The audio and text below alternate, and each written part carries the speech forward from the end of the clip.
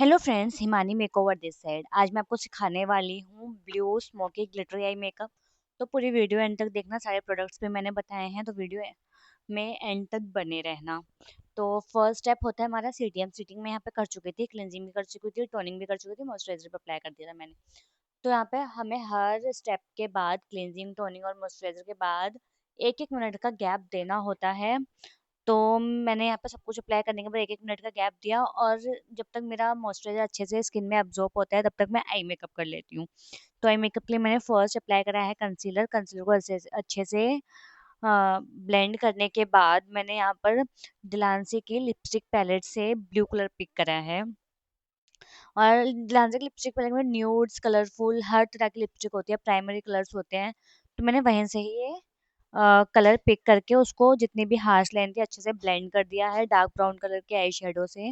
Blending बहुत अच्छे से करनी है, ऐसा नहीं है कि आप स्मोकी मेकअप कर रहे हो तो हमें ब्लेंडिंग पे ध्यान नहीं देना। सब स्मोकी आई पे ब्लेंडिंग पे ही हमें सबसे ज़्यादा ध्यान देना होता है। तो जो मैंने ब्लू कलर की लिपस्टिक अप्लाई करी थी उस पर मैं ब्लू कलर का आई शेडो अप्लाई कर दूंगी ब्रश की हेल्प से। पैटिंग मोशन में हमें अप्लाई करना है, पैड करके हमें अप्लाई करना है।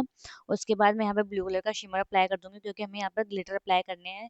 तो ग्लिटर अप्लाई करने से पहले हमेशा हमें शिमर पहले लगाना होता है, तो हम पहले शिमर लगा लेंगे। फिंगर की हेल्प से बहुत अच्छे शिमर अप्लाई होते हैं, इसलिए मैं यहाँ पर फिंगर की हेल्प से ही शिमर लगा रही हूँ। उसके बाद ग्लिटर ग्लू अप्लाई कर दूंगी। ग्लिटर ग्लू अप्लाई करने के बाद मैंने यहाँ पर ब्लू कलर का ग्लिटर अप्लाई करा है। जब हम सीटीएम करते हैं, जब एक एक मिनट का हम गैप देते हैं, तो मॉइस्चराइज़र लगाने के बाद आप सीधा आई मेकअप स्टार्ट कर दो, जब अच्छे से स्किन में एब्जॉर्ब हो जाएगा आपका मॉइस्चराइज़र। और आपका बेस बहुत अच्छा बनेगा, फ्लॉलेस बनेगा। तो हमेशा जब भी आप बेस बनाओ उससे पहले आई मेकअप ही करो। और जो भी फॉल आउट होता है वो उससे क्लीन भी हो जाता है, पहले करने से बेस आपका ख़राब नहीं होता। तो मैं तो ऐसे ही करती हूँ हमेशा, कोई रिस्क नहीं लेती अपने बेस के साथ। मेरे को डबल मेहनत करने का कोई शौक नहीं है, इसलिए मैं आई मेकअप पहले ही कर देती हूँ। और जो भी फॉल आउट होता है या तो फिर उसको क्लेंजर से क्लीन कर लेती हूँ या वेट वाइप से साफ कर लेती हूँ। देन उसके बाद मैं यहाँ पर अप्लाई जो करूँगी कलर करेक्शन। जो उनकी डिस्कलरेशन थी उसको हाइड करूँगी ऑरेंज करेक्टर से पहले, क्योंकि उनकी डिस्कलरेशन मेरे को थोड़ी ज़्यादा लग रही थी, इसलिए मैंने यहाँ पे ऑरेंज करेक्टर यूज़ करा है। और ऑरेंज करेक्टर यूज़ करने के बाद हमारा जो नेक्स्ट स्टेप होता है न्यूट्रलाइजिंग।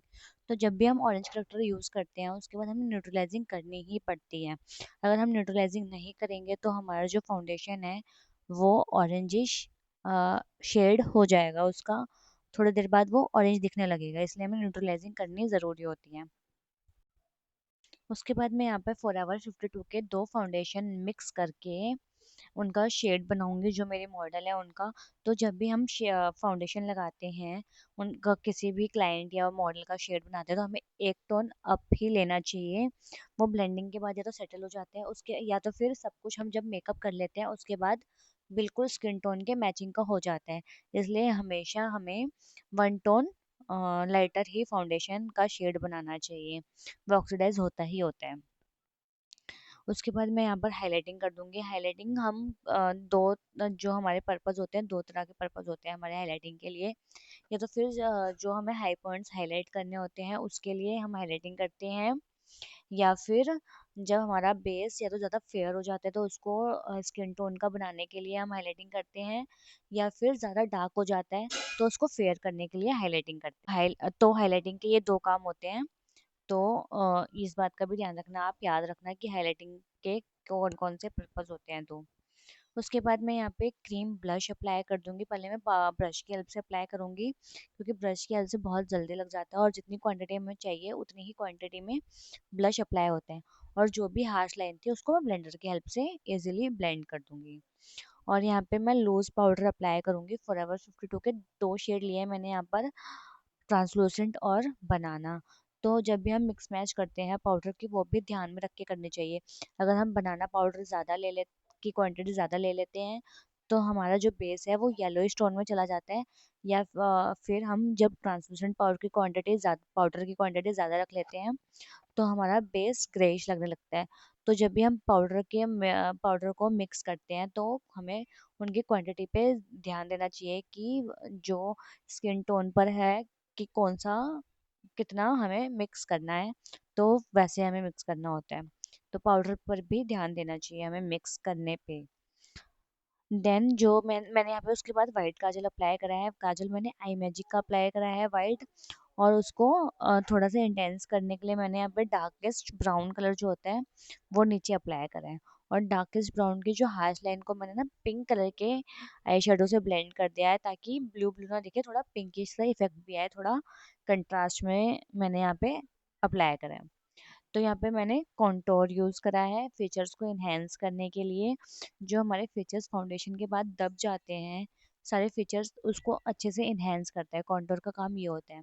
या फिर जब हमारा बेस ज़्यादा वाइट हो जाता है तो वो थोड़ा टैन इफेक्ट दे देता है हमारे हम बेस को। तो अच्छे से हमें कॉन्टोरिंग करनी है, कॉन्टोरिंग भी हमें बहुत ध्यान से करनी है।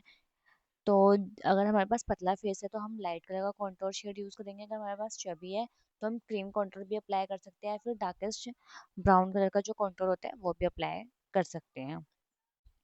तो देखो कॉन्टोर अप्लाई करने के बाद कितने अच्छे से फीचर्स इन्हेंस हुए हैं। हर चीज़ कितने अच्छे से फीचर्स इन्हेंस कर रही है। और उसके बाद मैं यहाँ पे पाउडर ब्लश अप्लाई कर दूंगी। पाउडर ब्लश मैंने यहाँ पर आई मैजिक का लिया है। और यहाँ पे मैंने थोड़ा सा अच्छा मतलब पिंक पिंक सा ग्लो देना था, इसलिए मैंने यहाँ पे ब्लश ज़्यादा लगाया है। अब उनकी आईब्रो तो बनी नहीं हुई थी, तो मैंने आईब्रो को बहुत ध्यान में रखकर बहुत अच्छे से आईब्रो बनाई है। जब हमारे पास आईब्रोज बनी नहीं होती, थ्रेड नहीं की हुई होती, तो थोड़ा आईब्रोज बनाना ट्रिकी हो जाता है। तो आईब्रोज में बनाई हुई आईब्रोज पर भी ट्रिकी होता है आईब्रो करना। पर जब आप प्रैक्टिस कर लोगे ना तो आप बिना थ्रेडिंग की आईब्रो पे भी बहुत अच्छे से वर्क कर पाओगे। और जो बनी हुई थ्रेडिंग आईब्रो होगी उस पे भी बहुत अच्छे से वर्क कर पाओगे। तो आप प्रैक्टिस करो, प्रैक्टिस से हाथ बहुत आपका साफ होगा एंड स्पीड भी बढ़ेगी।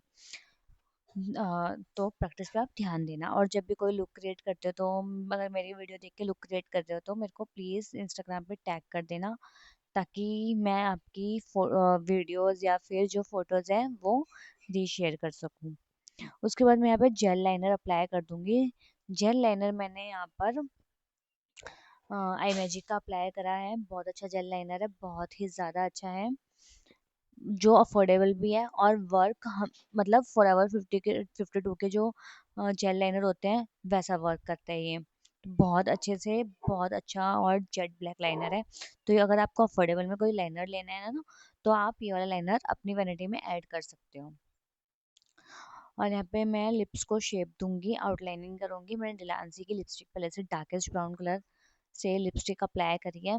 आप पेंसिल लिप लाइनर भी यूज़ कर सकते हो, लेकिन मेरे को कंफर्टेबल यही लगता है कि मैं ब्रश की हेल्प से ही आउटलाइनिंग करूँ, तो मैं वैसे ही आउटलाइनिंग करती हूँ। और यहाँ पे मैंने लैशेस पे ग्लू लगा ली थी, तो मैंने लिप लाइनिंग करते करते पहले लैशेस अप्लाई कर ली है। और वरना मेरी ग्लू सूख जाती, मेरे को वापस लगानी पड़ती इसलिए।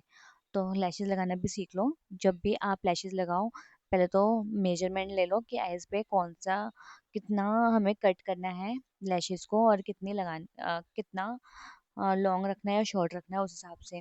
देन ग्लू लगाने के बाद 10 to 15 सेकेंड उसको ड्राई होने दो।